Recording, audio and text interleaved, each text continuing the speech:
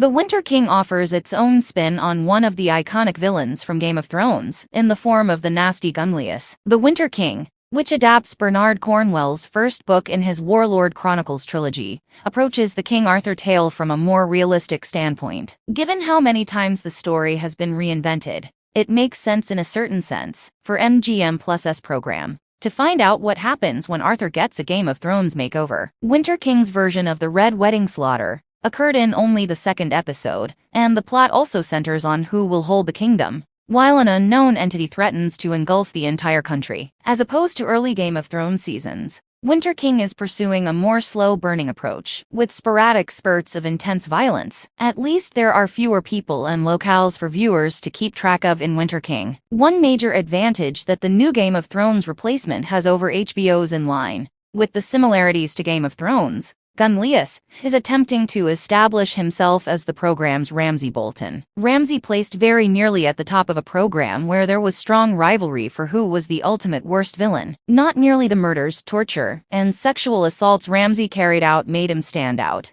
It was also the ecstatic joy he derived from them. Ramsay frequently administered brutality purely for the joy of it, as opposed to people like the Lannisters or even the Night King, who had objectives or some sort of reasoning behind it. The Winter King's first few episodes have consistently shown Gunlius as wholly unredeemable. He was responsible for staking Derfel in the alleged death pit when he was a young man, it is revealed. He also betrays his commitment to safeguard newborn Mordred that he made to the dying King Uther after pledging to do so. He kills the infant he misidentifies as Mordred, Uther's widow Queen Norwina, and the priestess Nimue during the Avalon attack. In addition to trying to take Nimue's abilities away from her relationship with the gods is thought to depend on her celibacy. This attack was also intended as retaliation for an earlier insult she had directed at him. Gunlius attempted to ascend to the throne of Dimnonia with this deed, but only Arthur's intervention prevented him from succeeding. Sadly, Arthur is unable to let Nimue or anyone else to kill Gunlius in retaliation,